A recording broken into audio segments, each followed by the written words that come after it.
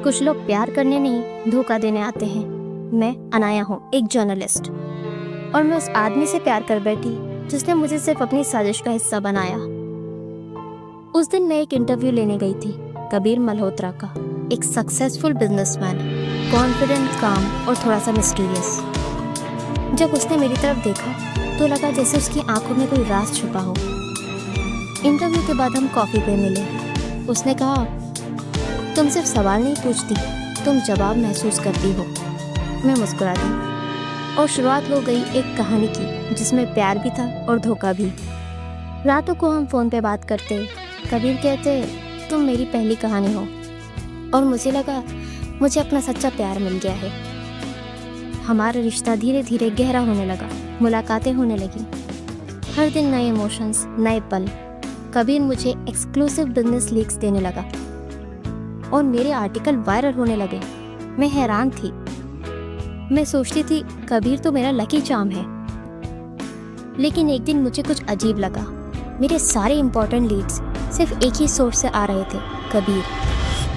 मैंने कबीर से पूछा, तुम्हें सारी इन्फॉर्मेशन मिलती कहाँ से? वो सिर्फ मुस्कुरा दिया, क्यों, तुम मुझ पर भरोसा नहीं करती? और मैं चुप हो गई।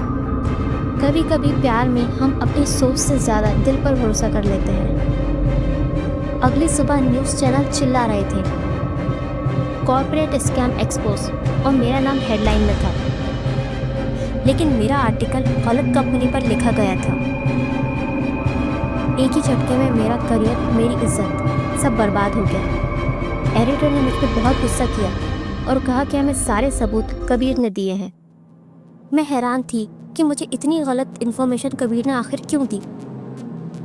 मैं कबीर को ढूंढती रही, उसका फ़ोन ऑफ, ऑफिस बंद। जहाँ भी गई बस एक खामोशी मिली, जैसे वो कभी था ही नहीं।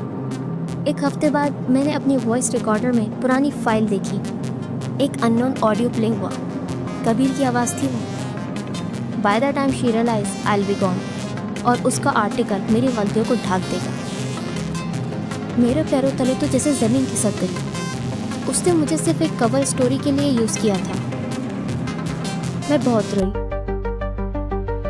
पर हार नहीं मानी। मैंने रिवेंज लेने का फैसला किया। मैंने अपना नया आर्टिकल लिखा, the man who use my heart to hide his crime. और जैसे ही मैंने अपलोड दबाया, मेरे फ़ोन पर एक मैसेज आया, मिस मी अनाया। वो नंबर कबीर का था।